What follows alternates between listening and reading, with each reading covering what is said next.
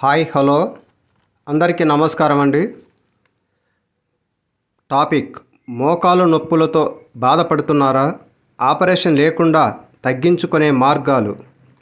Doctor చల్లా సలహా. నేను ఈ రోజుల్లో వయసుల్లో సంబంధం లేకుండా చాలామందిని వేధిస్తున్న సమస్య మోకాల నొప్పులు. నడవాలన్నా మెట్లు ఎక్కాలన్నా నరకం కనిపిస్తోంది అని అంటుంటారు. అసలు ఈ నొప్పులు ఎందుకు వస్తాయి?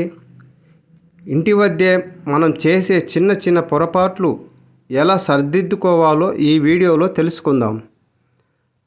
నొప్పులకు ప్రధాన కారణాలు: శరీరం బరువు పెరగడం, మోకాళ్ళపై ఒత్తిడి పడటం, మోకాళ్ళ మధ్య ఉండే గుజ్జు తగ్గిపోవడం, కాల్షియం మరియు విటమిన్ డి లోపం, వ్యాయామం లేకపోవడం లేదా తప్పుడు పద్ధతిలో కూర్చోవడం.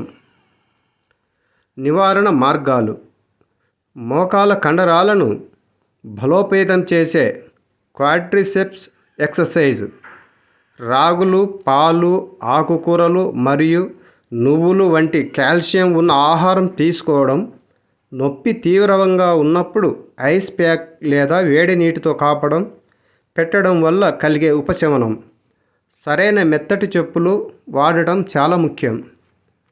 ఎప్పుడు జాగ్రత్త పడాలి? మోకాలులో వాపు రావడం, రాత్రిపూట నొప్పులు ఎక్కువగా ఉండటం లేదా నడిచేటప్పుడు శబ్దం రావటం ఇటువంటివి ఉంటే వెంటనే వైద్యుడిని సంప్రదించాలి.